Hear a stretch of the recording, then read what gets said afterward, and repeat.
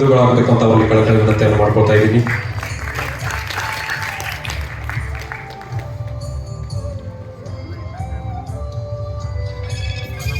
ಓಂ ಶ್ರೀ ಗುರು ಬಸವೇಶ್ವರದಿಂದ ಇವತ್ತಿನ ಕಾರ್ಯಕ್ರಮವನ್ನ ರಾಜ್ಯದ 3,500ಕ್ಕೂ ಅಧಿಕ ಬಡ ವಿದ್ಯಾರ್ಥಿಗಳನ್ನ, ಪ್ರತಿಭಾನ್ವಿತ ವಿದ್ಯಾರ್ಥಿಗಳನ್ನ ಗುರುತಿಸಿ ಅವರಿಗೆ ಶಿಷ್ಯವೇತನವನ್ನು ನೀಡಿ ಅವರ ಶೈಕ್ಷಣಿಕ ಜೀವನಕ್ಕೆ ಪೂರಕವಾಗುವಂತಹ ಸದುದ್ದೇಶದೊಂದಿಗೆ ನಮ್ಮ BSS ಮೈಕ್ರೋ ಫೈನಾನ್ಸ್ ಸಂಸ್ಥೆ ಈ ಒಂದು ಅಭೂತಪೂರ್ವ ಕಾರ್ಯಕ್ರಮವನ್ನು ಹಮ್ಮಿಕೊಂಡಿರ್ತಕ್ಕಂಥದ್ದು ಹೆಮ್ಮೆಯ ಸಂಗತಿ.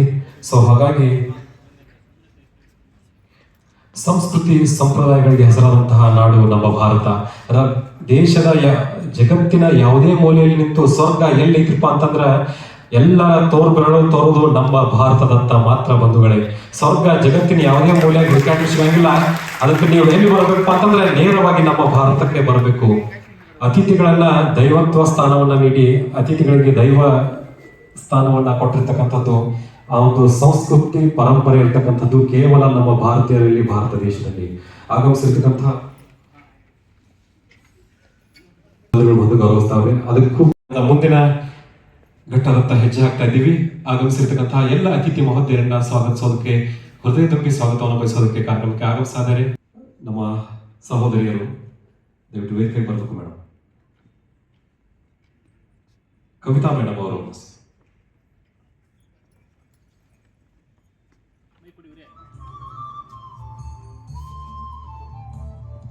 ವಿದ್ಯಾರ್ಥಿಗಳಿಗೂ ಅವರ ಪೋಷಕರಿಗೂ ಹಾಗೆ ಇಲ್ಲಿ ವೇದಿಕೆ ಮೇಲೆ ನೆರೆದಿರುವ ಎಲ್ಲ ಗಣ್ಯಾತಿ ಗಣ್ಯರಿಗೂ ಎಲ್ಲರಿಗೂ ತುಂಬು ಹೃದಯದ ಹೃತ್ಪೂರ್ವಕ ಧನ್ಯವಾದಗಳು. ವಿದ್ಯಾರ್ಥಿವೇತನ ಹಂಚಿಕೆಯ ಕಾರ್ಯಕ್ರಮವನ್ನು ಇಲ್ಲಿ ನಾವು ಹಂಚಿಕೊಂಡಿದ್ದೇವೆ. ಇವತ್ತು ಈ ಕಾರ್ಯಕ್ರಮಕ್ಕೆ ಆಗಮಿಸಿರುವ ಎಲ್ಲ ಮುಖ್ಯ ಅತಿಥಿಗಳಿಗೆ ನಮ್ಮಿಂದ ತುಂಬ ಹೃದಯದ ಧನ್ಯವಾದಗಳು.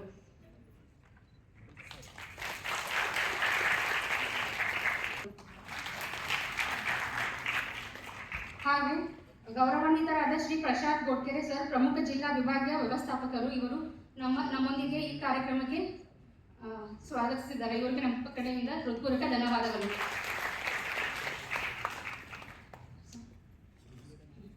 ಹಾಗೂ ಮತ್ತೆ ನಮ್ಮ ಈ ಕಾರ್ಯಕ್ರಮಕ್ಕೆ ಶ್ರೀ YJ ಭಜಂತ್ರಿ, ಬೆಳಗಾವಿಯ ಬ್ಲಾಕ್ ಶಿಕ್ಷಣ ಅಧಿಕಾರಿಗಳು ಈ ಕಾರ್ಯಕ್ರಮಕ್ಕೆ ಆಗಮಿಸಿದ್ದಾರೆ. ಇವರಿಗೆ ನಮ್ಮ ಕಡೆಯಿಂದ ಹಾಗೂ ಎಲ್ಲ ಪೋಷಕರ ಕಡೆಯಿಂದ ಮತ್ತು ನಮ್ಮ ಸಿಬ್ಬಂದಿ ಕಡೆಯಿಂದ ಹೃತ್ಪೂರ್ವಕವಾದ ಧನ್ಯವಾದಗಳು.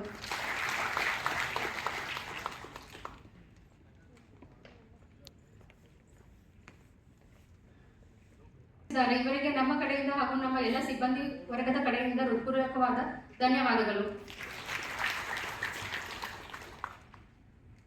ಸಿಬ್ಬಂದಿ ವರ್ಗದವರಿಗೂ ಹಾಗೆ ಅವರಿವರ ಎಲ್ಲರೂ ಈಗ ವೇದಿಕೆ ಮೇಲಿರುವ ಎಲ್ಲ ಗಣ್ಯಾತಿ ಗಣ್ಯರಿಗೂ ಅವರಿವರೆಲ್ಲ ಎಲ್ಲರಿಗೂ ನಮ್ಮ ಕಡೆಯಿಂದ ಹಾಗೂ ನಮ್ಮ ಸಿಬ್ಬಂದಿ ಬಳಗದ ಕಡೆಯಿಂದ ಈ ಕಾರ್ಯಕ್ರಮಕ್ಕೆ ಬಂದಿರುವ ಎಲ್ಲರಿಗೂ ನಮ್ಮ ಕಡೆಯಿಂದ ಸ್ವಾಗತ ಹಾಗೂ ಈ ಎರಡು ಮಾತುಗಳನ್ನು ಮುಕ್ತಾಯ ಮಾಡುತ್ತಿದ್ದೇವೆ ನಾವು.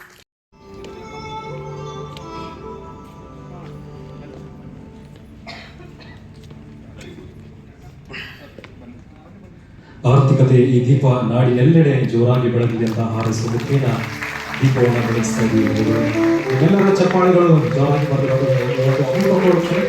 ನಮ್ಮೆಲ್ಲರ ಚಪ್ಪಾಳೆಗಳು ಸಾಕ್ಷಿ ಆಗಬೇಕು. ಹಚ್ತಾ ಇರ್ತಕ್ಕಂಥದ್ದು ಆರ್ಥಿಕತೆ ದೀಪ ನಾಡಿನೆಲ್ಲೆಡೆ ಪ್ರಜ್ವಲಿಸಬೇಕು.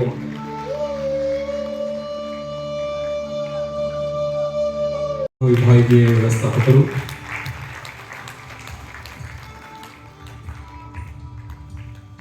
ನಮ್ಮೆಲ್ಲರ ಚಪ್ಪಾಳೆಗಳು ಬರಬೇಕು. ಮೊದಲೇ ನಿಮ್ಮೆಲ್ಲರ ಚಪ್ಪಾಳೆ ನಿರೀಕ್ಷೆಯಲ್ಲಿ ನಾವಿದ್ದೇವೆ.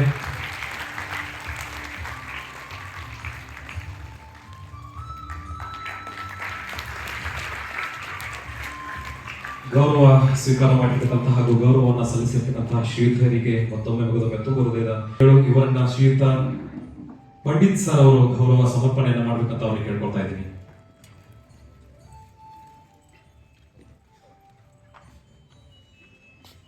ಶಿಷ್ಯವೇತನ ಹಂಚಿಕೆ ಕಾರ್ಯಕ್ರಮದ ಮುಖ್ಯಸ್ಥರು ಶ್ರೀಯುತ ಪಂಡಿತ್ ಸರ್ ಅವರು ಶ್ರೀಯುತ YJ ಭಜಂತ್ರಿ ಸರ್ ಅವರನ್ನ ಗೌರವ ಸಮರ್ಪಣೆಯನ್ನು ಮಾಡ್ತಾ ಇದ್ದಾರೆ.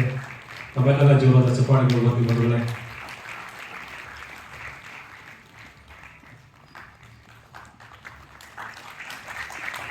ಗೌರವ ಸ್ವೀಕರಿಸಿರ್ತಕ್ಕಂಥ ಹಾಗೂ ಗೌರವವನ್ನು ಸಲ್ಲಿಸಿರ್ತಕ್ಕಂಥ ಶ್ರೀಯುತರಿಗೂ ಕೂಡ ಮತ್ತೊಮ್ಮೆ ಅಭಿನಂದನೆಗಳನ್ನು ಸಲ್ಲಿಸ್ತಾ, ಶ್ರೀಯುತ ನಮ್ಮ ಸಂಸ್ಥೆಯ ಮುಖ್ಯಸ್ಥರು, ನಮ್ಮ ಸಂಸ್ಥೆಯ ಮುಖ್ಯ ಬೆನ್ನೆಲುಬು ಅಂತಂದ್ರೆ ಬಹುತೇಕ ಎಲ್ಲೋ ಒಂದ್ ಕಡೆ ತಪ್ಪಾಗ್ಲಿಕ್ಕಿಲ್ಲ, ಶ್ರೀಯುತ ಎಸ್ ಪಂಚಾಕ್ಷರಿ ಸರ್ ಅವ್ರನ್ನ ಶ್ರೀಯುತ ರಘು ಸರ್ ನಮ್ಮೆಲ್ಲರಿಗೂ ಕೂಡ ಆದರ್ಶವಾಗಿರ್ತಕ್ಕಂತಹ ರಘು ಸರ್ ಅವರು ಗೌರವಿಸಬೇಕಂತ ಅವ್ರಿಗೆ ಕೇಳ್ಕೊಳ್ತಾ ಇದ್ದೀನಿ. ಎಸ್ ಪಂಚಾಕ್ಷರಿ ಸರ್ ಅವರಿಗೆ ಶ್ರೀಯುತ ರಘು ಸರ್ ಅವರಿಂದ ಗೌರವ ಸಮರ್ಪಣೆಯನ್ನ ಮಾಡ್ತಾ ಇದ್ದಾರೆ. ನಮ್ಮೆಲ್ಲರ ಚಪ್ಪಾಳೆಗಳ ನಿರೀಕ್ಷೆಯಲ್ಲಿ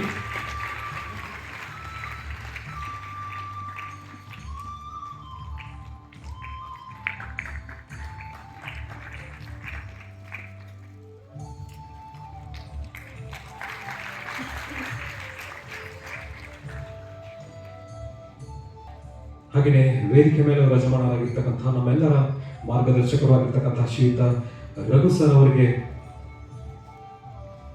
ನಮ್ಮ ವಿಭಾಗೀಯ ವ್ಯವಸ್ಥಾಪಕರು ಶಶಿಧರ್ ಸರ್ ಅವರು ಒಂದು ಗೌರವ ಸಮರ್ಪಣೆಯನ್ನ ಮಾಡಬೇಕಂತ ಅವರಿಗೆ ಕಳಕಳಿ ವಿನಂತಿಯನ್ನು ಮಾಡ್ಕೊಳ್ತಾ ಇದ್ದೀವಿ. ಶ್ರೀಯುತ ಶಶಿಧರ್ ಸರ್ ಅವರು ಬಹಳಷ್ಟು ಕ್ರಿಯಾಶೀಲ ವ್ಯಕ್ತಿಗಳು, ನಮ್ಮ ಸಂಸ್ಥೆಯ ಬಹಳಷ್ಟು ಕ್ರಿಯಾಶೀಲ ವ್ಯಕ್ತಿಗಳು ಶ್ರೀಯುತ ಶಶಿಧರ್ ಸರ್ ಅವರು.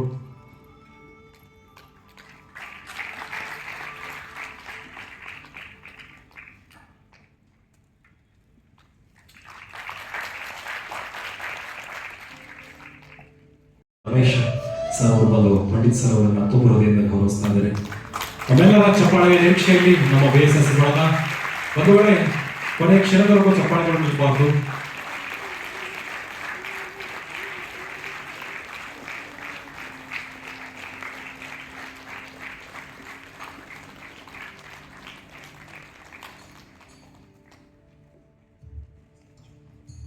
ವೇದಿಕೆ ಮೇಲೆ ಆಸೀನರಾಗಿದ್ದಾರೆ, ಅವ್ರಿಗೂ ಸಹ ನನ್ನ ನಮಸ್ಕಾರಗಳನ್ನು ತಿಳಿಸ್ತಾ ಇದ್ದೀನಿ. ಮತ್ತೆ ಈ ಒಂದು ಒಳ್ಳೆಯ ಕಾರ್ಯಕ್ಕೆ ನಮಗೆ ಪ್ರೋತ್ಸಾಹಕವಾಗಿ ನಮ್ಮ ಬೆಳಗಾವಿ ತಾಲೂಕಿನ BEO ಸರ್ ಆದಂಥ ವೈದ್ಯ ಭಜಂತ್ರಿ ಸರ್ ಅವರು ಈ ಕಾರ್ಯಕ್ರಮಕ್ಕೆ ಆಗಮಿಸಿ ವಿದ್ಯಾರ್ಥಿಗಳಿಗೆ ಹಿತನುಡಿಗಳು ಹೇಳೋದ್ರ ಮೂಲಕ ಅವರಿಗೆ ಪ್ರೋತ್ಸಾಹ ನೀಡಬೇಕು ಅಂತ ಕೇಳಿಕೊಂಡಾಗ ಅವರು ಕೂಡ ಈ ಕಾರ್ಯಕ್ರಮಕ್ಕೆ ಆಗಮಿಸಿದ್ದಾರೆ. ಸೊ ಅವ್ರಿಗೂ ಕೂಡ ನಮ್ಮ ತುಂಬ ಹೃದಯದ ಒಂದು ನಮಸ್ಕಾರಗಳನ್ನ ನಾನು ತಿಳಿಸ್ತೀನಿ. ಮತ್ತು ಈ ಕಾರ್ಯಕ್ರಮದ ಮುಖ್ಯ ರೂವಾರಿಗಳು ನಮ್ಮ ಪಂಡಿತ್ ಗಂಗಾಧರ್ ಪಾಟೀಲ್ ಅವರು. ಈ ಒಂದು CSR ಯೋಜನೆ ಏನಿದೆ ನಮ್ಮ ಸಂಸ್ಥೆಯಿಂದ, ಕಾರ್ಪೊರೇಟ್ ಸೋಷಿಯಲ್ ರೆಸ್ಪಾನ್ಸಿಬಿಲಿಟಿ, ಅದರ ಮುಖ್ಯಸ್ಥರಾಗಿದ್ದಾರೆ. ಅವರು ಈ ಕಾರ್ಯಕ್ರಮದ ಪೂರ್ತಿ ಉಸ್ತುವಾರಿ ಹೊಣೆಯನ್ನು ಹೊತ್ಕೊಂಡು ಇದನ್ನು ಭಾಳ ಸುಲಲಿತವಾಗಿ ಇದನ್ನು ಆರ್ಗನೈಸ್ ಮಾಡಿದ್ದಾರೆ. ಅವರು ಕೂಡ ಈ ಕಾರ್ಯಕ್ರಮಕ್ಕೆ ಆಗಮಿಸಿದ್ದಾರೆ. ಅವರು ಕೂಡ ನನ್ನ ಕಡೆಯಿಂದ ನಮಸ್ಕಾರ ತಿಳಿಸ್ತೀನಿ. ಮತ್ತು ಅವರ ಜೊತೆಗೆ ನಮ್ಮ ಉತ್ತರ ಕರ್ನಾಟಕ ಭಾಗದ ಮುಖ್ಯಸ್ಥರಾಗಿರ್ತಕ್ಕಂಥ ರಘು ಅವರು ಕೂಡ ಈ ಕಾರ್ಯಕ್ರಮಕ್ಕೆ ಬಂದಿದ್ದಾರೆ. ಹಾಗೂ ಕೂಡ ನನ್ನ ನಮಸ್ಕಾರಗಳನ್ನು ತಿಳಿಸ್ತಾರೆ. ಕೆಲವೊಂದು ಈ ಕಾರ್ಯಕ್ರಮ ಸಂಬಂಧಪಟ್ಟ ಚುಟುಕಾಗಿ ಒಂದು 2-3 ನಿಮಿಷದೊಳಗೆ ನನ್ನ ಕೆಲವು ಅಂಶಗಳನ್ನ ತಿಳಿಯಪಡಿಸ್ತೀನಿ ಅಂತ. ಏಕೆಂದರೆ ಅತಿಥಿಗಳಿಗೂ ಕೂಡ ಬಹಳ ಕೆಲಸ ಇದೆ. ಅಷ್ಟೆಲ್ಲ ಒತ್ತಡದ ಕೆಲಸದ ನಡುವೆ ಅವ್ರು ಖಂಡಿತ ಬಂದಿರೋದು ನಮಗೆ ತುಂಬ ಸಂತೋಷ. ಅವ್ರನ್ನು ಕೂಡ ನಾವು ಈ ಕಾರ್ಯಕ್ರಮದ ಅವ್ರಿಗೂ ಮಾತನಾಡೋಕ್ಕೆ ಅವಕಾಶ ಕೊಟ್ಟು ನಾವು ಈ ಕಾರ್ಯಕ್ರಮವನ್ನು ಮುಗಿಸ್ಬೇಕಾಗುತ್ತೆ. ಹಾಗಾಗಿ ತುಂಬ ಚುಟುಕಾಗಿ 2-3 ನಿಮಿಷ ನನ್ನ ಈ ಒಂದು ಪ್ರಾಸ್ತಾವಿಕ ನುಡಿಗಳನ್ನ ಹೇಳ್ತೀನಿ. ಮುಖ್ಯವಾಗಿ BSS ಸಂಸ್ಥೆ ಕರ್ನಾಟಕ ರಾಜ್ಯದಲ್ಲಿ ಶುರುವಾಗಿ 27 ವರ್ಷಗಳಾಯಿತು. 1998ನೇ ಇಸ್ವಿಯಲ್ಲಿ ಈ ಕಾರ್ಯಕ್ರಮವನ್ನು ಪ್ರಾರಂಭ ಮಾಡಲಾಯಿತು. ಇದಕ್ಕೆ ಮುಖ್ಯ ರೂವಾರಿಗಳು ಡಾಕ್ಟರ್ ರಮೇಶ್ ಬೆಲ್ಲಂಕೊಂಡ ಅಂತ.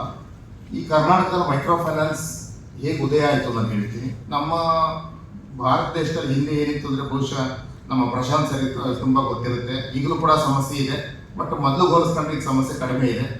ಗ್ರಾಮೀಣ ಜನಗಳಿಗೆ ಒಂದು ಬ್ಯಾಂಕಿಂಗ್ ವ್ಯವಸ್ಥೆ ಅಂದರೆ ಒಂದು ಫೈನಾನ್ಷಿಯಲ್ ಇನ್ಕ್ಲೂಷನ್, ಆರ್ಥಿಕ ಸೇರ್ಪಡೆಗೆ ಈ 25-30 ವರ್ಷಗಳ ಹಿಂದೆ ಭಾಳ ಶ್ರಮ ಪಡಬೇಕಾಯಿತು, ಭಾಳ ಕಷ್ಟ ಇತ್ತು. ಅವ್ರಿಗೆ ಒಂದು ಹಣಕಾಸಿನ ವ್ಯವಸ್ಥೆ ಸಿಗಬೇಕು ಅಂದರೆ ತುಂಬ ಕಷ್ಟ. ಬ್ಯಾಂಕ್ಗಳಿಗೆ ಹೋಗಬೇಕು, ಆಧಾರ ನೀಡಬೇಕು, ಅವ್ರ ಹತ್ರ ಆಧಾರ ಇರೋದಿಲ್ಲ. ಅವರು ಏನಾದರೂ ಒಂದು ಸ್ವಾವಲಂಬಿ ಬದುಕು ಕಟ್ಕೊಳ್ಬೇಕು ಅಂದರೆ ತುಂಬ ಕಷ್ಟ ಇತ್ತು ಹಣಕಾಸಿನ ವ್ಯವಸ್ಥೆ ಆಗೋದು. ಅದನ್ನು ಮನಗೊಂಡಂಥ ನಮ್ಮ ಡಾಕ್ಟರ್ ರಮೇಶ್ ಬೆಲ್ಲಂಕೊಂಡ ಅಂತ ಒಬ್ಬರು ಸರ್, ಅವರು ಅಮೆರಿಕಾದಲ್ಲಿ ವೈದ್ಯರಾಗಿದ್ದರು 21 ವರ್ಷಗಳ ಕಾಲ. ಅವರು ಪ್ರೊಫೆಸರ್ ಮೊಹಮ್ಮದ್ ಯೂನಸ್, ಬಾಂಗ್ಲಾದೇಶದಲ್ಲಿ ಏನು ಒಂದು ಈ ಮೈಕ್ರೋ ಫೈನಾನ್ಸ್ನ ಪಿತಾಮಹ ಅಂತ ಕರೀತಾರೆ, ಅವರು ಇದನ್ನು ಶುರು ಮಾಡಿದ್ರು. ಮುಖ್ಯವಾಗಿ ಅವರದೇ ಅಂಶಗಳನ್ನ ಅಲ್ಲಿ ಹೋಗಿ ಕಲಿತು ಬಾಂಗ್ಲಾದೇಶದಲ್ಲಿ ಅದೇ ತತ್ವಗಳನ್ನ ನಮ್ಮ ರಾಜ್ಯದಲ್ಲಿ ನಾವು ಯಾತಕ್ಕೆ ಮಾಡಬಾರ್ದು, ನಮ್ಮ ಮಹಿಳೆಯರಿಗೆ ಸೌಲಭ್ಯ ಯಾಕೆ ಕೊಡಬಾರ್ದು ಅಂತ ಆಲೋಚನೆ ಮಾಡಿ ಅವರು ತನ್ನ ವೈದ್ಯಕೀಯ ವೃತ್ತಿಯನ್ನು ಅಮೆರಿಕದಲ್ಲಿ ನಿಲ್ಲಿಸಿ ನನ್ನ ತಾಯ್ನಾಡಿಗೆ, ನಮ್ಮ ರಾಜ್ಯಕ್ಕೆ ಏನಾದರೂ ಒಂದು ಕೊಡುಗೆ ಸಲ್ಲಿಸೋಣ ಅಂತ ಎಲ್ಲವನ್ನು ತೊರೆದು ಬಂದು ಇದಕ್ಕೋಸ್ಕರ ಅವಿರತ ಶ್ರಮ ಹಾಕಿ ಈ ಒಂದು ಸಂಸ್ಥೆಯನ್ನು 1998ನೇ ಇಸ್ವಿಯಲ್ಲಿ ಹುಟ್ಟಾಕಿದ್ರು. ಅಂದರೆ ಮುಖ್ಯವಾಗಿ ನಿಮಗೆಲ್ಲ ಗೊತ್ತಿದೆ ಈಗ ಮೈಕ್ರೋ ಫೈನಾನ್ಸ್ ಅಂದರೆ ಹೇಗೆ ಅಂತೇಳಿ. ಬಟ್ ನಾವು ಶುರು ಮಾಡಿದಾಗ ಇದ್ರ ತುಂಬ ಭಿನ್ನವಾಗಿ, ಅಂದರೆ ಉತ್ಪಾದನಾ ಕಾರ್ಯಗಳಿಗೋಸ್ಕರ ಮಹಿಳೆಯರಿಗೆ ಗುಂಪುಗಳು ಮಾಡೋದ್ರ ಮೂಲಕ ಯಾವುದೇ ಆಧಾರ ಇತ್ತು. ಈಗನ ಸ್ವಲ್ಪ KYC ಡಾಕ್ಯುಮೆಂಟ್ ಕೇಳ್ತೀವಿ, ಆಗ KYC ಡಾಕ್ಯುಮೆಂಟ್ ಕೂಡ ಕೇಳ್ತಿರ್ಲಿಲ್ಲ. ಒಂದು ಅರ್ಜಿ ಹಾಕಿ ನಿಮ್ಮ ಫೋಟೋ ಕೊಡಿ ಅಷ್ಟೇ. ವೋಟರ್ ID ಕಾರ್ಡ್ ಇಲ್ಲ, ರೇಷನ್ ಕಾರ್ಡ್ ಇಲ್ಲ, ಆಧಾರ್ ಕಾರ್ಡ್ ಇರಲಿಲ್ಲ ಆಗ, ಆಯ್ತಾ. ಆ ಗುಂಪಿನ ಜನರ ಜವಾಬ್ದಾರಿ. ಈ ಒಂದು ತತ್ವದ ಆಧಾರದ ಮೇಲೆ 98-99 ಇಸ್ವಿಲಿ ಬಡ ಮಹಿಳೆಯರಿಗೆ ಅವ್ರು ಏನು ವೃತ್ತಿ ಮಾಡ್ತಾರೋ ಒಟ್ಟು ಏನಾದ್ರು ಒಂದು ಆದಾಯ ಬರೋ ವೃತ್ತಿ ಮಾಡಬೇಕು. ಆ ಮಹಿಳೆಯರಿಗೆ ಸೌಲಭ್ಯ ಕೊಟ್ಟರೆ ಅವರು ಸ್ವಂತ ಕಾಲ ಮೇಲೆ ನಿಂತು, ಯಾಕೆಂದರೆ ಬಡತನ ಅನ್ನೋದು ಒಂದಿನಕ್ಕೆ ಹೋಗಲ್ಲ, ಯಾರೋ ಸ್ವಲ್ಪ ದಾನ ಮಾಡೋದ್ರಿಂದ ಹೋಗಲ್ಲ. ಸ್ವಂತ ಕಾಲ ಮೇಲೆ ಸ್ವಾವಲಂಬಿಯಾಗಿ ಅವರು ಒಂದು ಬದುಕನ್ನು ರೂಢಿಸ್ಕೊಂಡು ಅವರು ಕ್ರಮೇಣ ಹಲವಾರು ವರ್ಷಗಳ ನಂತರ ಬಡತನದಿಂದ ಮೇಲಕ್ಕೆ ಬಂದು ಒಂದು ಉತ್ತಮವಾದ ಜೀವನ ಗುಣಮಟ್ಟವನ್ನು ನಿರ್ವಹಣೆ ಮಾಡಬೇಕು ಅನ್ನೋದು ಇದರ ಮೂಲ ಆಶಯ, ಮೂಲ ತತ್ವ. ಈಗಲೂ ಕೂಡ ಅದೇ ಆಶಯ, ಅದೇ ತತ್ವದ ಮೇಲೆ ಸಂಸ್ಥೆಗಳು ನಡೀತಾ ಇದೆ. ಸೊ ಆ ರೀತಿ ಶುರುವಾಗಿದ್ದು ನಾವು ಕ್ರಮೇಣ, ಆಕ್ಚುಲಿ ನಾವು ಮೊದಲು ಶುರು ಮಾಡಿದ್ರೆ ಬರೀ 3,000 ರೂಪಾಯಿ ಸಾಲ ಕೊಡ್ತಿದ್ವಿ ಒಂದು ವರ್ಷಕ್ಕೆ, ವಾರಕ್ಕಂತ. ಕ್ರಮೇಣ 5,000, 8,000, 10,000 ಅಂದರೆ ಅವ್ರ ಮರುಪಾವತಿ ಶಕ್ತಿ ಹೆಚ್ಚಿಗೆ ಆದಂಗೆಲ್ಲ ಸ್ವಲ್ಪ ಜಾಸ್ತಿ ಮಾಡ್ತಾ ಶುರು ಮಾಡ್ಕೊಳ್ತಾ ಬಂದ್ವಿ. ಆಗ ನಮಗೆ ಬ್ಯಾಂಕ್ಗಳಿಂದ ನಮಗೆ ಫಂಡ್ಸ್ ಕೊಡೋರು, ನಾವು ಜನಗಳಿಗೆ ಅದನ್ನು ಸಾಲದ ಮೂಲಕ ಕೊಟ್ಟು ಮತ್ತೆ ಬ್ಯಾಂಕ್ಗಳಿಗೆ ನಾವು ಮರುಪಾವತಿ ಮಾಡ್ತಿದ್ವಿ. ಇದೇ ರೀತಿ ವ್ಯವಸ್ಥೆ ಈಗಲೂ ಇದೆ, ಆವಾಗಲೂ ಇದ್ರೂ ಕೂಡ ಇದೇ ರೀತಿ ನಡೀತಾ ಇದೆ. ಸೊ ಮುಖ್ಯವಾದ ಆಶಯ ಮಹಿಳೆಯರಿಗೆ ಅವು ಇರೋ ಜಾಗಗಳಿಗೆ ಸ್ವಾವಲಂಬಿ ಬದುಕು ರೂಪಿಸೋದಕ್ಕೆ ಒಂದು ಹಣಕಾಸಿನ ಒಂದು ಬಂಡವಾಳ, ಆಕ್ಚುಲಿ ನಾವು ಸಾಲ ಅನ್ನೋದಕ್ಕಿಂತ ಸಾಲದ ಬಂಡವಾಳವನ್ನು ಕೊಟ್ಟು ಅವ್ರನ್ನ ಪ್ರೇರೇಪಿಸೋದು, ಉತ್ತಮ ಕಾರ್ಯದಲ್ಲಿ ತೊಡಗೋದು, ಅವರು ಕ್ರಮೇಣ ಬಡದಿಂದ ಮೇಲಕ್ಕೆ ಬರೋ ಅಂತ ಕೆಲಸ ಮಾಡ್ಕೊಂಡು ಬರ್ತಾ ಇದ್ವಿ 27 ವರ್ಷದಿಂದ. ಸೊ ಕ್ರಮೇಣ ನಾವು ಶುರು ಮಾಡಿದಾಗ ಟ್ರಸ್ಟ್ ಫಾರ್ಮೆಟ್ನಲ್ಲಿತ್ತು, ಅಂದರೆ ನಾವು ಒಂದು ಟ್ರಸ್ಟ್ ಆಗಿ ಶುರು ಮಾಡೋದು. ಆಮೇಲೆ ನಮ್ಮ ಹಣಕಾಸಿನ ವ್ಯವಸ್ಥೆ ಜಾಸ್ತಿ ಆದಂಗೆಲ್ಲ ನಾವು ಒಂದು ಲೀಗಲ್ ಫ್ರೇಮ್ವರ್ಕ್, ಅಂದರೆ NBFCs, ನಾನ್ ಬ್ಯಾಂಕಿಂಗ್ ಫೈನಾನ್ಷಿಯಲ್ ಕಂಪನೀಸ್, ಅದರ ಒಂದು ನೋಂದಣಿ ಆದವು. ನಾವು ರಿಸರ್ವ್ ಬ್ಯಾಂಕಿಂದ ಒಂದು ನೋಂದಣಿ ಸರ್ಟಿಫಿಕೇಟ್ ತಗೊಂಡು ಕಾರ್ಯಾಚರಣೆ ನಡೆದು 2011ರಲ್ಲಿ ಇದಕ್ಕೆ ಇನ್ನೊಂದು ಫ್ರೇಮ್ವರ್ಕ್ ಬಂತು. NBFCಯಲ್ಲಿ ವರ್ಗೀಕರಣ ಮಾಡಿ NBFC MFIs ಅಂತ ಆಯಿತು, ಮೈಕ್ರೋ ಫೈನಾನ್ಸ್ ಇನ್ಸ್ಟಿಟ್ಯೂಷನ್ಸ್ ಆಗಿ. ಅದೇ ಫಾರ್ಮೆಟ್ನಲ್ಲಿ ಬಂದು ಈಗ ನಾವು ಕೋಟಕ್ ಮಹೀಂದ್ರಾ ಬ್ಯಾಂಕಿನ ಒಂದು PC ಸಂಸ್ಥೆಯಾಗಿ ಕಾರ್ಯನಿರ್ವಹಿಸ್ತಾ ಇದ್ವಿ. ಬಟ್ BSS ಹೆಸರು ಹಾಗೆ ಮುಂದುವರೆದಿದೆ. ಸೊ ಒಟ್ಟಾರೆ ಇವತ್ತು ನಮ್ಮ ಒಂದು ಬೆಳವಣಿಗೆ ನಿರಂತರವಾಗಿ 27 ವರ್ಷದಿಂದ ಸಣ್ಣ ಮಟ್ಟದಲ್ಲಿ ಮೊದಲು ಕುಣಿಗಲ್ ಅಂತ ಒಂದು ಸಣ್ಣ ತಾಲೂಕಿನ ಶುರುವಾಗಿದ್ದು ಇವತ್ತು 13 ರಾಜ್ಯಗಳಲ್ಲಿ ಭಾರತದಲ್ಲಿ ಒಂದು 850 ಶಾಖೆಗಳು, ಒಂದು 18 ಲಕ್ಷ ಕುಟುಂಬಗಳಿಗೆ, ಅಂದರೆ 18 ಲಕ್ಷ ಯೋಜನೆ ಸದಸ್ಯರನ್ನು ಹೊಂದಿದ್ದು ಅಂದಾಜು ಒಂದು 8,500 ಕೋಟಿ ಸಾಲವನ್ನು ನಾವು ವಿತರಣೆ ಮಾಡಿದ್ವಿ. ಇದು ಸಂಸ್ಥೆಯ ಒಂದು ಬೆಳವಣಿಗೆ ಕಳೆದ 27 ವರ್ಷ. ಇದರ ಅಂಗವಾಗಿ ನಾವು ಒಂದು ಕಡೆ ಸಾಲ ಕೊಡೋದ್ರ ಮೂಲಕ ಸ್ವಾವಲಂಬಿ ಬದುಕನ್ನು ರೂಪಿಸ್ಕೊಂಡವರು ಕ್ರಮೇಣ ಮೇಲೆ ಬರೋದು ಒಂದು ಕಡೆ, ಇನ್ನೊಂದು ಸಮಾಜಮುಖಿ ಅಂದರೆ ನಮ್ಮ ಸರ್ಕಾರ ಹೇಳ್ದಿರಲಿ ನಾವು ಈ ಒಂದು CSR ಪ್ರೋಗ್ರಾಮ್ ಏನಿದೆ ಅದಕ್ಕೆ ಮೊದಲಿಂದ ಕೂಡ ನಿರಂತರವಾಗಿ ಬರ್ತಾ ಇದ್ದೀವಿ. ಅಂದರೆ ಸಣ್ಣ ಪ್ರಮಾಣದಲ್ಲಿ ಮಾಡ್ತಿದ್ದು, ಉದಾಹರಣೆಗೆ ಸರ್ಕಾರಿ ಶಾಲೆಗಳಲ್ಲಿ ಒಂದು ಪೆನ್ನು ಪೆನ್ಸಿಲ್ ನೋಟ್ಬುಕ್ ಕೊಡೋದ್ರಿಂದ ಶುರುವಾಗಿ, ಮತ್ತು ಈ ಒಂದು ಕೆಲವು ಅಂಗಸಂಸ್ಥೆಗಳು, ಲೈಕ್ ಉದಾಹರಣೆಗೆ ನಮ್ಮ HD ಕೋಟೆಯಲ್ಲಿ ಒಂದು ಸಂಸ್ಥೆ ಇದೆ, ವಿವೇಕಾನಂದ ಯೂತ್ ಸರ್ವಿಸ್ ಒಂದು ಸಂಸ್ಥೆ ಅಂತೇಳಿ. ಆ ಸಂಸ್ಥೆ ನಾವು ನಿರಂತರವಾಗಿ ಅವ್ರು ಮಾಡ್ತಕ್ಕಂಥ ಎಲ್ಲ ಸೋಷಿಯಲ್ ಕಾರ್ಯಗಳು, ಅಂದರೆ ಅವರೊಂದು ಕ್ಯಾನ್ಸರ್ ಪೇಷಂಟ್ಸ್ಗೆ ಒಂದು 16-17 ಬೆಡ್ ಮಾಡಿದ್ರೆ ಅದರ ನಿರ್ವಹಣೆಗೆ ನಾವು ನಿರಂತರವಾಗಿ ಸಹಾಯ ಮಾಡ್ತಿದ್ದು. ಬೆಂಗಳೂರಿನಲ್ಲಿ ಅಕ್ಷಯ ಪಾತ್ರ ಫೌಂಡೇಶನ್ ಅವ್ರಿಗೆ ಒಂದು ಏನು ಆ ವ್ಯಾನ್ಗಳು ಕೊಡಿಸೋದು, ಮತ್ತು ಅವ್ರು ನಿರಂತರವಾಗಿ ಸರ್ಕಾರಿ ಶಾಲೆಗಳಿಗೆ ಮಕ್ಕಳು ಓದೋರಿಗೆ ಈ ಮಧ್ಯಾಹ್ನದ ಮಿಡ್ ಡೇ ಮೀಲ್ ಸ್ಕೀಮ್, ಆ ಅಕ್ಷಯ ಪಾತ್ರಗೆ ಬಹಳಷ್ಟು ವರ್ಷಗಳು ನಾವು ಮಾಡ್ತಾ ಇದ್ದು. ಒಂದು 7-8 ವರ್ಷದೀಚೆಗೆ ನಾವೇ ಸ್ವತಃ ಯಾಕೆ ಮಾಡಬಾರ್ದು, ನಮ್ಮಲ್ಲೇ ಒಂದು CSR ವಿಂಗ್ ಮಾಡಿ ಅಂದ್ಬಿಟ್ಟು 2014 ನಾವು ಒಂದು CSR ಒಂದು ಡಿಪಾರ್ಟ್ಮೆಂಟ್ನ ಸ್ಥಾಪನೆ ಮಾಡಿ ಅದಕ್ಕೊಬ್ಬರು ಇನ್ಚಾರ್ಜ್ ಇದ್ದು ನಾವೇ ನಿರಂತರವಾಗಿ ಫ್ಲಡ್ ಸಂದರ್ಭಗಳಲ್ಲಿ ನಾವು ಫುಡ್ ಕಿಟ್ ವಿತರಣೆ ಮಾಡೋದು.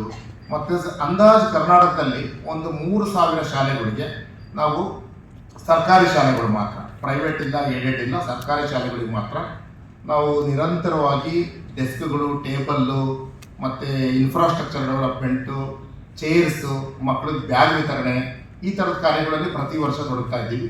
ಇದೇ ಮೊದಲನೇ ವರ್ಷ ನಾವು ಅದರ ಮುಂದುವರೆದ ಭಾಗವಾಗಿ ಸ್ಕಾಲರ್ಶಿಪ್ ವಿತರಣೆ ಪ್ರೋಗ್ರಾಮ್ ಕೂಡ ಇನ್ನು ಮುಂದೆ ಶುರು ಮಾಡೋಣ ಅಂತ ಪ್ರಾರಂಭಿಕವಾಗಿ ಕರ್ನಾಟಕದಲ್ಲಿ ಮಾತ್ರ 15 ಜಿಲ್ಲೆಗಳಲ್ಲಿ ಶುರು ಮಾಡಿ ಈಗಾಗಲೇ ಇದು 6ನೇ ಜಿಲ್ಲೆ ನಮಗೆ. 5 ಜಿಲ್ಲೆಗಳು ಕಂಪ್ಲೀಟ್ ಮಾಡಿದ್ವಿ. ಒಂದೊಂದು ಜಿಲ್ಲೆಯಲ್ಲೂ ಕೂಡ ಒಂದು 250ರಿಂದ 300 ಮಕ್ಕಳಿಗೆ ಬಡ ಮಕ್ಕಳು ಸರ್ಕಾರಿ ಶಾಲೆಗೆ ಹೋಗ್ತಾ ಇರೋರಿಗೆ ಮಾತ್ರ, ಒಂದು SSLC ಪಾಸ್ ಆಗಿರೋರು, PUC ಪಾಸ್ ಆಗಿರೋರಿಗೆ ಮುಂದಿನ ಹಂತದ ಶಿಕ್ಷಣಕ್ಕೆ ಅನುಕೂಲ ಆಗೋ ನಿಟ್ಟಿನಲ್ಲಿ ನಾವು ಇದನ್ನು ಶುರು ಮಾಡೋಣ ಅಂತ ಸಣ್ಣದಾಗಿ ಶುರು ಮಾಡಿದ್ದೀವಿ.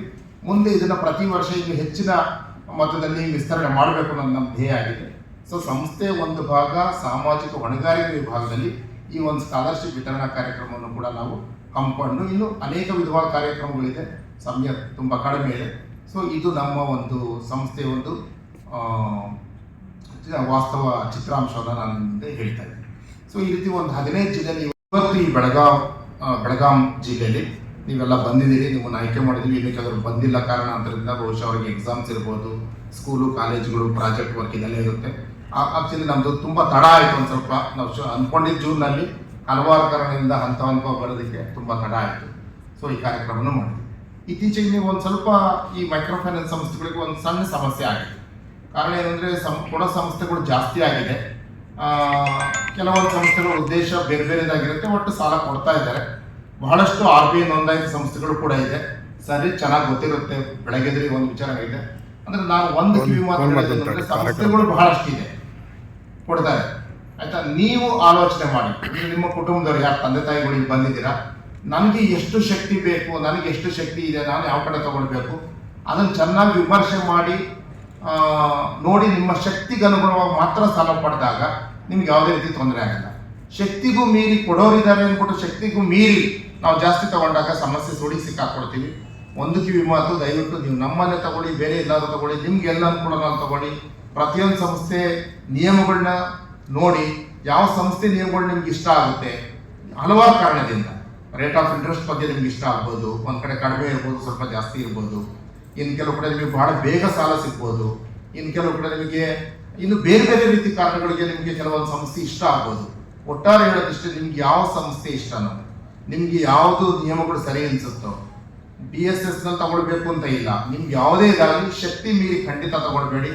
ಅದರಿಂದ ಅನಾಹುತಗಳಾಗ್ತಾ ಇದೆ. ಇತ್ತೀಚಿನ ದಿನಗಳಲ್ಲಿ ನೋಡ್ತಾ ಇದ್ದೀವಿ ನಾವು, ಕೆಲವೊಂದು ಅನಾಹುತಗಳು ಮಾಡ್ಕೊಳ್ತಾ ಇದ್ರೆ ಅದಕ್ಕೆ ಪೂರಕವಾಗಿ ಸರ್ಕಾರ ಕೂಡ ಕೆಲವು ಕ್ರಮಗಳನ್ನ ತಗೊಳ್ಬೇಕು ಅಂತ ಅವರು ಕೂಡ ಇಳಿದಿದ್ದಾರೆ. ನಿನ್ನೆ ಮೊನ್ನೆ ಒಂದು ಕಳೆದ 15 ದಿನದಿಂದ ಒಂದು ಸ್ವಲ್ಪ ಜಾಸ್ತಿ ಸದ್ದು ಮಾಡ್ತಾ ಇದೆ. ಸೊ ಅದಕ್ಕೆ ನಾವು ಕೂಡ ಸ್ಪಂದಿಸಿದ್ದೀವಿ. ನಮ್ಮಲ್ಲಿ MFIN ಅಂತ ಇದೆ, ಮೈಕ್ರೋ ಫೈನಾನ್ಸ್ ಇಂಡಿಯಾ ನೆಟ್ವರ್ಕ್, ಅವರು ಕೂಡ ಕೆಲವು ರೂಲ್ಸ್ಗಳನ್ನ ಫ್ರೇಮ್ ಮಾಡಿದ್ದಾರೆ, ಮಾಡ್ತಾ ಇದ್ದಾರೆ. ಸಾಧನ್ ಅಂತ ಒಂದು ನೆಟ್ವರ್ಕ್ ಆರ್ಗನೈಸೇಷನ್ಗೆ ಅವರು ಸೆಲ್ಫ್ ರೆಗ್ಯುಲೇಟರಿ ಆರ್ಗನೈಸೇಷನ್ RBI ಒಂದು ಇದರಿಂದ ಮಾನ್ಯತೆ ಪಡೆದಿದೆ. ಮತ್ತು ಕರ್ನಾಟಕದ ಮಟ್ಟಿಗೆ association of Karnataka micro finance institution ಅಂತ ಒಂದು ನೆಟ್ವರ್ಕ್ ಆರ್ಗನೈಸೇಷನ್ ಇದೆ.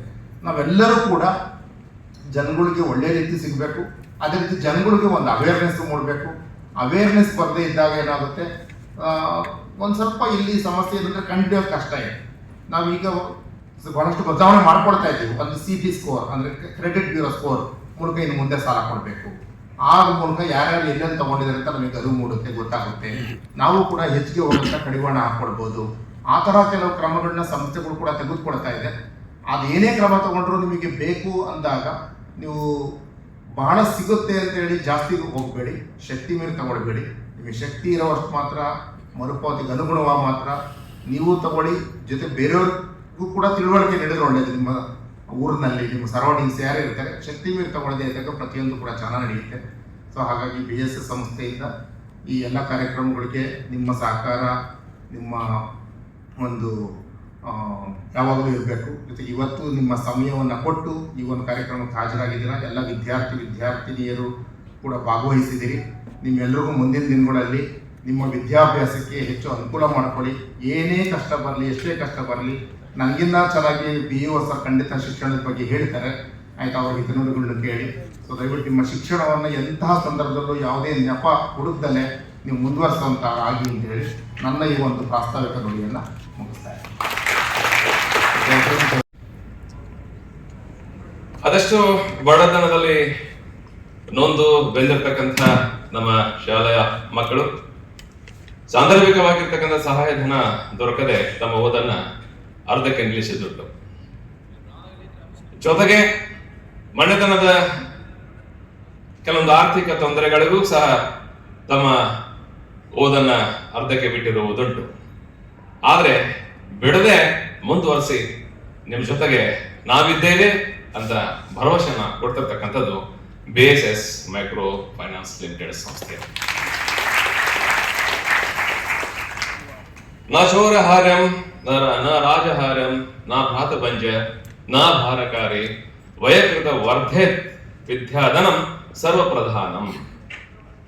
ಇಲ್ಲಿ ಸಾಂದರ್ಭಿಕವಾಗಿರ್ತಕ್ಕಂಥ ಸಹಾಯಧನದೊಂದಿಗೆ ಅದರ ಉದ್ದೇಶ ನೀವು ವಿದ್ಯೆ ಎನ್ನುವ ಧನವನ್ನ ಸಂಪಾದನೆ ಮಾಡಿ ಅಂತ. ಒಂದೊಂದು ನಿಜ ಏನಪ್ಪಾ ಅಂತಂದ್ರೆ, ಸ್ವಾಭಿಮಾನದ ನೆಲದಲ್ಲಿ ಭಾರತೀಯನಾಗಿ ಬದುಕ್ತಕ್ಕಂಥವ್ರು ನಾವುಗಳು ಮತ್ತೆ ಮತ್ತೆ ನೆನೆಸ್ಕೊಳ್ತಕ್ಕಂಥದ್ದು ಏನಪ್ಪಾ ಅಂತಂದ್ರೆ, ಕೊಟ್ಟಿದ್ದು ತನಗೆ ಬಚ್ಚಿಟ್ಟಿದ್ದು ಪರರಿಗೆ, ಕೊಟ್ಟಿದ್ದು ಕೆಟ್ಟಿದ್ದೇನೆ ಬೇಡ ನಾಳೆ ಕಟ್ಟಿ ಹೋದ ಬುತ್ತಿ ಸರ್ವಜ್ಞ. ಇದು BSS ಸಂಸ್ಥೆಯ ಒಂದು ನಿರೀಕ್ಷೆ. ಕೊಟ್ಟಿದ್ದು ಕೆಟ್ಟಿದ್ದೇನೆ ಬೇಡ ನಾಳೆ ಕಟ್ಟಿ ಹೋದ ಬುತ್ತಿ ಸರ್ವಜ್ಞ ಅಂದ್ರೆ, ನೀವೇನಿದ್ರ ಮುಖಾಂತರವಾಗಿ ಬೇಡಿತಿರೋ ಮುಂದೊಂದು ದಿನ ಸ್ವಾಭಿಮಾನದ ಬದುಕನ್ನು ಕಂಡ್ಕೊಳ್ತಿರೋ ಅದರ ಆಶಯವೇ ಈ ಸಂಸ್ಥೆಯ ಸಾಂದರ್ಭಿಕವಾಗಿರ್ತಕ್ಕಂಥ ಸಹಾಯ ಮತ್ತು ಕೊಡುಗೆ. ಇಲ್ಲಿ ಮುಖ್ಯವಾಗಿ ಆಯ್ಕೆ ಮಾಡಿಕೊಂಡಿರ್ತಕ್ಕಂಥ ಒಂದು ಫಲಾನುಭವಿಗಳ ವರ್ಗ ಸರ್ಕಾರಿ ಸಂಸ್ಥೆಗಳಲ್ಲಿ ಇರೋದ್ರಿಂದ ನಮ್ಮ ಮಕ್ಕಳು ಆ ವಿಷಯದಲ್ಲಿ ತಾವು ಭಾಗ್ಯವಂತರು. ಒಂದಂತೂ ಹೇಳ್ತೀನಿ, ಇವರು ಕೊಡ್ತಕ್ಕಂಥ ಏನು ಸಾಂದರ್ಭಿಕವಾಗಿರ್ತಕ್ಕಂಥ ಸಹಾಯಧನ ಸ್ಕಾಲರ್ಶಿಪ್ ಇದೆಯಲ್ಲ, ಇದನ್ನು ಗಟ್ಟಿಯಾಗಿ ಬಚ್ಚಿಟ್ಟುಕೊಳ್ಳಿ. ಅವಶ್ಯಕತೆ ಇದ್ದಷ್ಟು ಇದ್ರೆ ಮಾತ್ರ ಅದನ್ನು ಬಳಸಿಕೊಳ್ಳಿ. ಯಾಕಂದ್ರೆ ಈ ರೀತಿಯಾಗಿರ್ತಕ್ಕಂಥ ಕೊಡುಗೆಗಳು ಸಿಗೋದು ಬಹಳಷ್ಟು ಅಪರೂಪ. ನಾನು ಬಡತನದಲ್ಲಿ ಬೆಳೆದಿರ್ತಕ್ಕಂಥವನೇ. ಆ ಸಂದರ್ಭದಲ್ಲಿ ಬಂದಿರತಕ್ಕಂಥ 10 ರೂಪಾಯಿ ಅವತ್ತಿನ ಹಿಡ್ಕೊಂಡು ಇವತ್ತಿಗೂ ನಾನು ಕಾಳಜಿಯಿಂದ ಕಾಯ್ಕೊಂಡು ಇಟ್ಕೊಂಡಿದ್ದೀನಿ ನನ್ನ ವಿದ್ಯಾರ್ಥಿ ಜೀವನ. ಯಾಕಂದ್ರೆ ನನ್ನ ಜೀವನದ ಸಹಾಯಧನದ ಆರಂಭ ಅಲ್ಲಿಂದ ಹಿಡಿದು ಇವತ್ತು ಒಬ್ಬ ಕ್ಲಾಸ್ 1 ಅಧಿಕಾರಿಯ ಮಟ್ಟಕ್ಕೆ ನಾನು ಬೆಳೆದಿನಪ್ಪ ಅಂತಂದ್ರೆ ಅದು ಸರ್ಕಾರಿ ಸಂಸ್ಥೆಗಳ ಕೊಡುಗೆ ಅಂತಕ್ಕಂಥದ್ದು ನನ್ನ ಏನಪ್ಪಾ ಅಂತಂದ್ರೆ ಏನು ಭರವಸೆಯ ಮತ್ತು ಅತ್ಯಂತ ಶ್ರದ್ಧೆಯ ಮಾತು ಸ್ನೇಹಿತರೆ. ಇಲ್ಲಿ ಒಂದು ನಿಜ ನಾವು ಮಕ್ಕಳು ಅನ್ಕೊಳ್ಬೇಕು ಏನಂತೇಳಿ, ಯಾರು ಎಷ್ಟೇ ಕ್ರಿಕೆಟಿಗರು ಬರಲಿ ನಮ್ಮ ಸಚಿನ್ ತೆಂಡೂಲ್ಕರ್, ವಿರಾಟ್ ಕೊಹ್ಲಿ ಅಂತ ಬ್ಯಾಟ್ಸ್ಮನ್ ಎಲ್ಲೂ ಸಿಗೋದಿಲ್ಲ. ಯಾರೆಷ್ಟೇ ನಟ ನಟಿಯರು ಬರಲಿ, ನಮ್ಮ ಡಾಕ್ಟರ್ ರಾಜ್ಕುಮಾರ್ ಅಂತಹ ನಟ ಎಂದಿಗೂ ಸಿಗೋದಿಲ್ಲ. ಯಾರು ಎಷ್ಟೇ ಸಿನಿಮಾ ನೋಡ್ಲಿ ನಮ್ಮ ತಂದೆ ಅಂತ ಸೂಪರ್ ಸ್ಟಾರ್ ಎಲ್ಲೂ ಸಿಗೋದಿಲ್ಲ. ಯಾರು ಎಷ್ಟೇ ದೇವಾನ ದೇವತೆಗಳ ದರ್ಶನ ಮಾಡ್ಲಿ ನಮ್ಮ ತಾಯಿ ಅಂತ ದೇವತೆ ಎಲ್ಲೂ ಸಿಗೋದಿಲ್ಲ. ಸೂರ್ಯ ಚಂದ್ರ ಎಷ್ಟೇ ಬೆಳಕನ್ನ ಕೊಡ್ಲಿ ನಮ್ಮ ಗುರು ಮತ್ತು ಗುರುಮಾತರು ಕೊಡ್ತಕ್ಕಂಥ ಜ್ಞಾನದ ಬೆಳಕನ್ನು ಯಾರು ಕೊಡಕ್ ಆಗಲ್ಲ. ಕಷ್ಟದ ಸಂದರ್ಭದಲ್ಲಿ ಮಾಡಿರ್ತಕ್ಕಂಥ ಸಹಾಯವನ್ನ ಜೀವಮಾನ ಪರ್ಯಂತ ಎಂದೂ ಮರೆಯೋಕೆ ಸಾಧ್ಯವಾಗುವುದಿಲ್ಲ. ಮುಂದೊಂದು ದಿನ ನಾನು ಸ್ವಾಭಿಮಾನದಿಂದ ಸಂಪಾದನೆ ಮಾಡಿರ್ತಕ್ಕ ಒಂದೇ 1 ರೂಪಾಯಿ ಕೋಟಿಗೂ ಸಮವಾಗುವುದಿಲ್ಲ. ಯಾಕಂದ್ರೆ ಸ್ವಾಭಿಮಾನದ ಮುಖಾಂತರವಾಗಿ ನಾವು ಬದುಕನ್ನ ಕಟ್ಟಿಕೊಂಡರೆ ನಮಗೆ ಬೆಲೆ ಇದೆ, ಪರಾವಲಂಬಿತನ ಇದೆ ಸಲ್ಲದು. ಮತ್ತೊಬ್ರು ಕೊಟ್ಟಿರ್ತಕ್ಕಂಥ ಸಹಾಯದ ಜೊತೆಗೆ ಮತ್ತೆ ಸಹಾಯವನ್ನು ಕೊಡ್ತಕ್ಕಂಥ ರೀತಿಯಲ್ಲಿ ಬೆಳಿಬೇಕಾಗಿರ್ತಕ್ಕಂಥ ನಾವು BSS ಅದರ ಚರ್ಚೆ ನಾ ಮಾಡಿದೆ. ಅದು ಭಾರತ ಸೌಮುಕ್ತಿ ಸಂಸ್ಥೆ ಅಂತ ಮೊದಲಿಗಿತ್ತು. ಆದ್ರೆ ಈ ವೇದಿಕೆ ಮುಖಾಂತರವಾಗಿ ತಾವೇನ್ ಹೇಳ್ತಾ ಇದ್ರಪ್ಪ ಅಂದ್ರೆ BSS ಬನ್ನಿ ಸಹಾಯ ತೆಗೆದುಕೊಂಡು ಸಹಾಯ ನೀಡುವ ನಿಟ್ಟಿನಲ್ಲಿ ಬೆಳೆಯೋಣ ಅನ್ನೋದು BSS.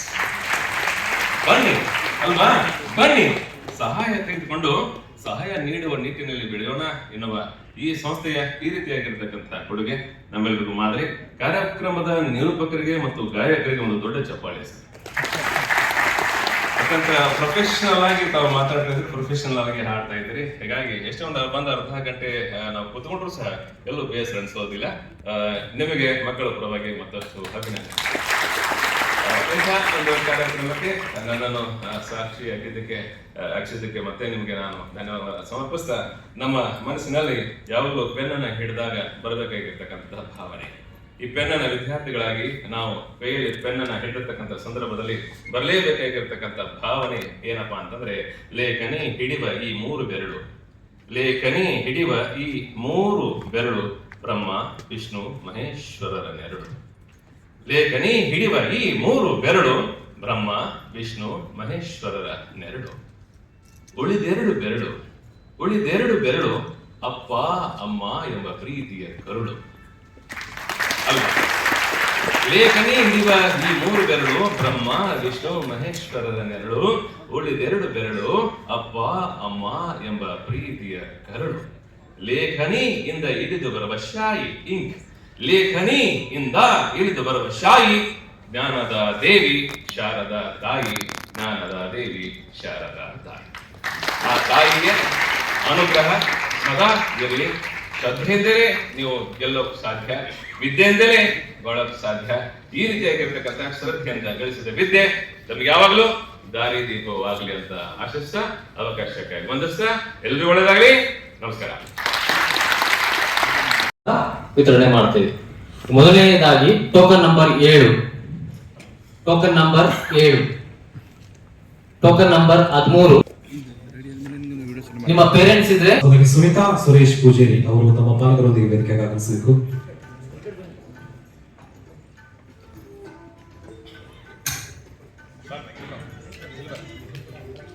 ಹಾಗೆಯೇ ಸಹೋದರ ಮುತ್ತಪ್ಪ ಕೋಣಿ ಅವರು ಕೂಡ ವೇದಿಕೆಗೆ ತಮ್ಮ ಪಾಲಕರೊಂದಿಗೆ ಆಗಮಿಸಬೇಕು. ಮುತ್ತಪ್ಪ ಕೋಣಿ ಅವರು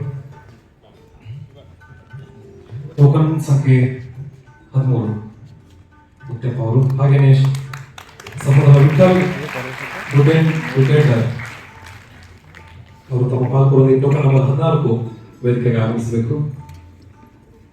ಪ್ರಶಸ್ತಿ ಫಲಕವನ್ನು ಸ್ವೀಕಾರ ಮಾಡಬೇಕು. ಹಾಗೆಯೇ ಟೋಕನ್ ನಂಬರ್ 34 ಸುರೇಶ್ ರಮೇಶ್ ರಾಯರ್ ಅವರು ಕೂಡ ಹಾಗೆಯೇ ಟೋಕನ್ ನಂಬರ್ 34 ಟೋಕನ್ ಸಂಖ್ಯೆ 35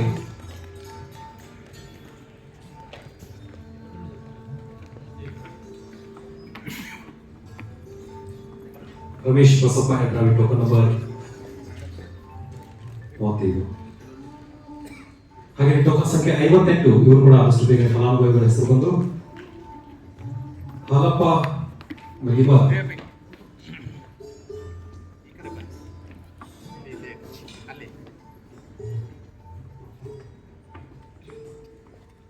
token number 48 mister Lokesh. Token number 71 mister Tamanna. Token number 87 miss Akshata.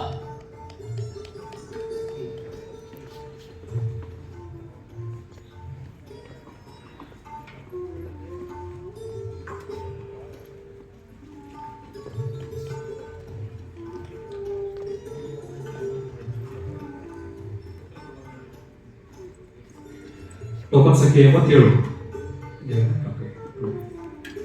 ಹಾಗೆ ಟೋಕನ್ ಸಂಖ್ಯೆ 98 ಹಾಗೆ ಟೋಕನ್ ಸಂಖ್ಯೆ 111 ಟೋಕನ್ ಸಂಖ್ಯೆ ಟೋಕನ್ ಸಂಖ್ಯೆ 168 ಈ ಫಲಾನುಭವಿಗಳು ಕೂಡ ವೇದಿಕೆಗೆ ಆಗಮಿಸಬೇಕು.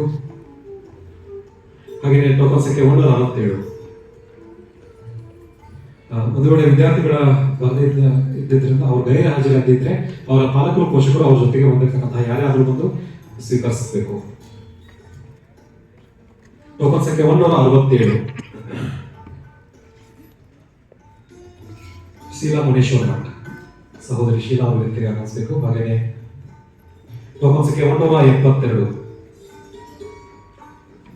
ಗೌರಿ ಕಾಳನ್ನವರ್ ಸಹೋದರಿ ಕೂಡ ವೇದಿಕೆಗೆ ಆಗಮಿಸಬೇಕು. ಗೌರಿ ಅವರು.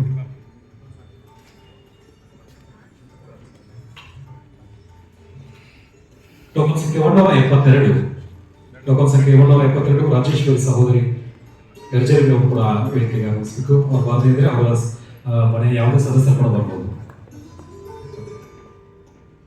ಟೋಕನ್ ಸಂಖ್ಯೆ 120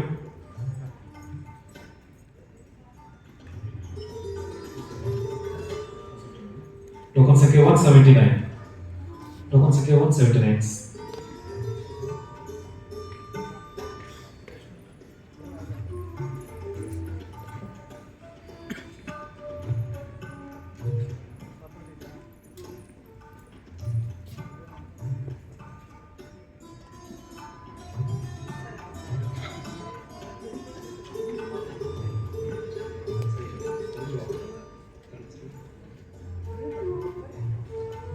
ಟೋಕನ್ ಸಂಖ್ಯೆ 78 ವೈಶಾಲಿ ಮುತ್ತಪ್ಪ ಕೊಲ್ಲೂರು ಸಹೋದರಿ ಇದ್ರೆ ದಯವಿಟ್ಟು ವೇದಿಕೆಗೆ ಆಗಮಿಸಬೇಕು. ಅವರ ಅನುಪಸ್ಥಿತಿ ಅಂದರೆ ದಯವಿಟ್ಟು ಅವರ ಪಾಲಕರು ಬಂದಿದ್ರೆ ಒಂದು ಗೌರವ ಸ್ವೀಕಾರ ಮಾಡಿಕೊಳ್ಬೇಕು.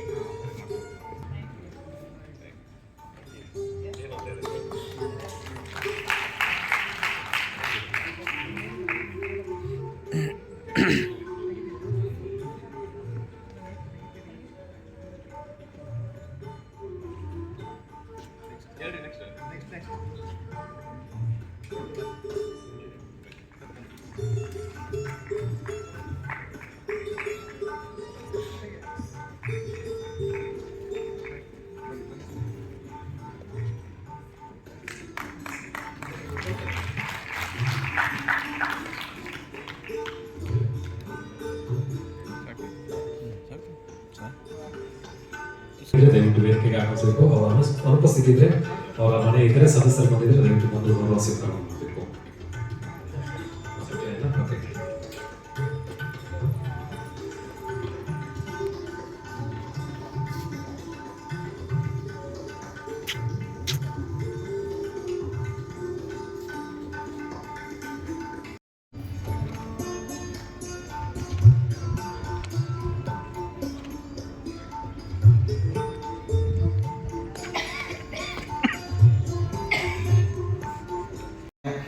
ಎಲ್ಲರಿಗೆ ವಂದನೆಗಳು. BSS ಮೈಕ್ರೋ ಫೈನಾನ್ಸ್ ಇವತ್ತು ಏನು ಸ್ಕಾಲರ್ಶಿಪ್ ಪ್ರೋಗ್ರಾಮ್ ಒಂದು ಅವ್ರ CSR ಆ್ಯಕ್ಟಿವಿಟಿ ಇದರಲ್ಲಿ ಮಾಡ್ತಾ ಇದ್ದಾರೆ. ಇದು ಒಂದು ಒಳ್ಳೆಯದು, ಒಂಥರ ಅವಕಾಶ ಇದೆ ಎಲ್ಲರಿಗೆ. ಯಾಕಂದರೆ ಇವತ್ತು ಮೈಕ್ರೋ ಫೈನಾನ್ಸ್ ಅಂದರೆ ಏನಾಗಿದೆ ಅಂದ್ರೆ ಅವ್ರು ಸರ್ ಹೇಳೋ ಪ್ರಕಾರ ಫೈನಾನ್ಷಿಯಲ್ ಇನ್ಕ್ಲೂಷನ್ ಏನಂದರೆ ಊರಲ್ಲಿ ಅತಿ ಕೆಳಗಡೆ ಗ್ರಾಮ ಮಟ್ಟಕ್ಕೆ ಹೋಗಿ ಎಲ್ಲರಿಗೆ ಸಹಾಯವನ್ನು ಮಾಡಿ ಆ ಥರ ಡೆವಲಪ್ಮೆಂಟ್ ಮಾಡಬೇಕಂತ ಒಂದು ಫೈನಾನ್ಷಿಯಲ್ ಇನ್ಕ್ಲೂಷನ್ ಒಂದು ಕನ್ಸೆಪ್ಟ್ ಇದೆ.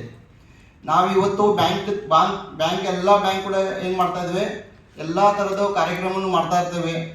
ಫೈನಾನ್ಷಿಯಲ್ ಇನ್ಕ್ಲೂಷನ್ ಅಂದರೆ ಅಕೌಂಟ್ ಓಪನ್ ಮಾಡಿ, ಜೀರೋ ಬ್ಯಾಲೆನ್ಸ್ ಅಕೌಂಟ್ ಓಪನ್ ಮಾಡಿ ಎಲ್ಲರಿಗೆ ಗ್ರಾಮ ಮಟ್ಟದಲ್ಲಿ ಹೋಗಿ ಅವರಿಗೆ ಒಂದು ಅವ್ರಿಗೆ ಆರ್ಥಿಕ ಬಗ್ಗೆ ಡೆವಲಪ್ಮೆಂಟ್ ಆಗಬೇಕಂದ್ರೆ ಒಂದು ಉದ್ದೇಶದಿಂದ ಫೈನಾನ್ಷಿಯಲ್ ಇನ್ಕ್ಲೂಷನ್ ಕಾರ್ಯಕ್ರಮ ಇರುತ್ತದೆ.